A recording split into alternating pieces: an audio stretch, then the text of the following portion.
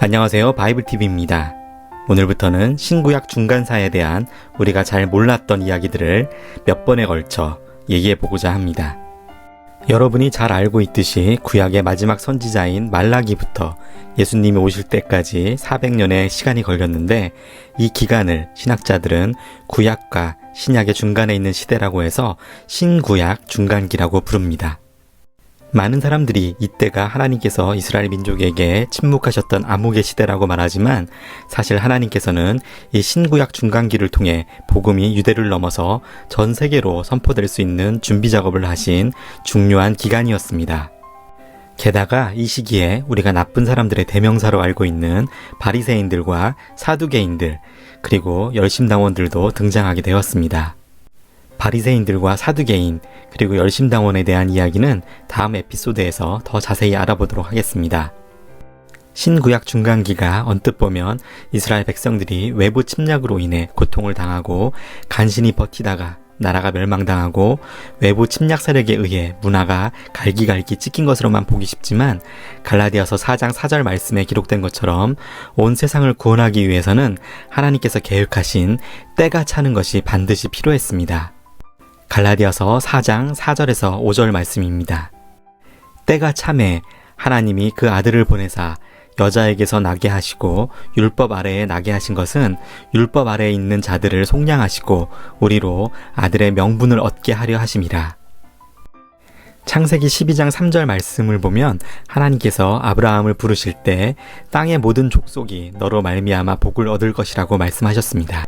유대인의 구원만이 하나님의 계획이 아니었으므로 모든 민족, 모든 족속이 하나님의 백성이 되고 구원을 얻을 수 있도록 예수님이 이 땅에 오시기 위해서는 신구약 중간기가 꼭 필요했다는 것입니다. 이제 예수님이 이 땅에 오시기까지 신구약 중간기 동안 하나님께서 예비하신 가장 중요한 3가지 요소들을 하나씩 살펴보겠습니다. 그 첫 번째는 멸망당한 이스라엘 자손들이 강제로 이방 땅으로 흩어지게 되자 그들의 믿음을 유지하기 위해 세우게 된 회당이라는 장소입니다.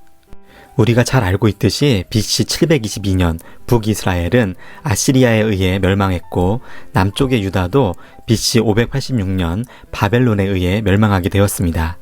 이스라엘 백성들이 살던 곳을 떠나 사방으로 흩어지게 된 것은 점령한 국가에게 대항하지 못하도록 외국 땅에 뿔뿔이 강제로 이주시키므로 민족끼리 단결하지 못하게 하고 점령한 국가에게 다시는 대항하지 못하게 하겠다는 의지가 담긴 정책이었습니다.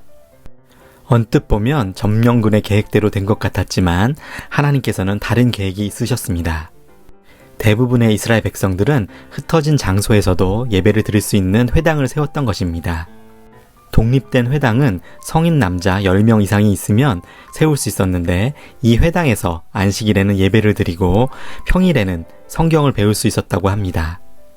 또한 신구약 중간기 동안 이방 땅에서 드려졌던 회당 예배에는 유대인들뿐 아니라 이방인들도 참여를 할 수 있었습니다.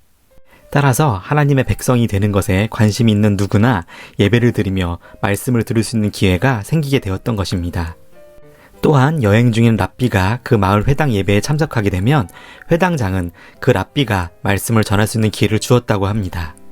예수님께서 회당에서 자주 말씀을 전하게 된 것도 이 풍습에 의한 것이었습니다.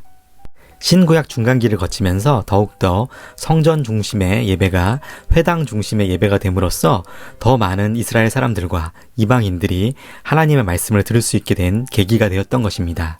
신구약 중간기 동안 효과적인 복음 전파를 위해 하나님께서 예배해 주신 두 번째 요소는 알렉산더 대왕의 헬라어 보급입니다. 마케도니아 사람이었던 알렉산더 대왕은 그의 스승이었던 아리스토텔레스의 영향으로 헬라 문명, 즉 그리스 문명에 큰 관심이 있었습니다. 그래서 알렉산더가 정복한 지역은 공용어로 헬라어를 사용하게 만들었습니다. BC 330년 26살 때 예루살렘을 정복한 알렉산더 대왕은 이스라엘도 공용어로 헬라어를 사용하게 만들었습니다. 만약 알렉산더를 통한 언어의 통일이 이루어지지 않았다면 초대 교회의 선교사들은 전도에 큰 어려움을 겪었을 것입니다. 공용어가 없었다면 한 지역에서 복음을 전하기 위해서 전도자는 오랜 기간 동안 해당 지역의 언어를 배워야 했을 것입니다. 문자가 없는 경우에는 문자를 만들어주고 그 문자로 성경을 번역해주는 작업을 가는 곳마다 반복해야 했을 것입니다. 하지만 하나님께서 미리 알렉산더를 통해 언어를 통일시켜 주셨기 때문에 전도자들이 그런 수고를 하지 않을 수 있게 되었던 것입니다. 마지막으로 가장 효과적으로 복음이 온 땅에 전파될 수 있도록 하나님께서 예비하신 요소는 이스라엘 사람들만 읽을 수 있었던 히브리어 성경이 이스라엘 주변 패권이 바뀔 때마다 헬라어 성경, 라틴어 성경으로 번역되게 되어 오늘날 각국에서 각 나라의 언어로 성경을 갖고 읽을 수 있게 된 계기가 되었다는 점입니다. 알렉산더 대왕이 갑자기 죽게 되자 이스라엘이 톨레미 왕국의 식민지가 되게 하셨고 고대 알렉산드리아에 세계 최고의 도서관이 세워지도록 하셨습니다. 그리고 이 도서관을 위해 히브리어 성경이 헬라어로 번역되게 하셨습니다. 이렇게 해서 현재 우리가 읽는 구약 성경의 근본이 된 70인역 성경의 기초가 만들어지게 된 것입니다. 또한 신구약 중간기 마지막 시기에 로마가 패권을 차지하게 하셔서 나중에 기독교가 국교가 되게 하셨고 로마의 식민 지배를 받았던 모든 국가에 로마인들이 사용한 라틴어로 복음이 빠르게 전파되는 계기가 마련되게 된 것입니다. 이처럼 이스라엘 민족들이 암흑기라고 부르던 신구약 중간기에도 하나님께서는 쉬지 않으시고 우리 모두의 구원을 이루기 위해 모든 것을 계획하시고 예비하셨던 것입니다.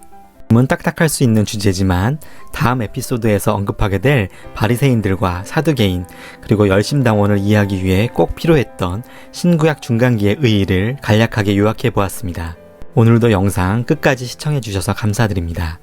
구독과 좋아요 눌러주시면 영상 제작에 큰 힘이 됩니다. 감사합니다.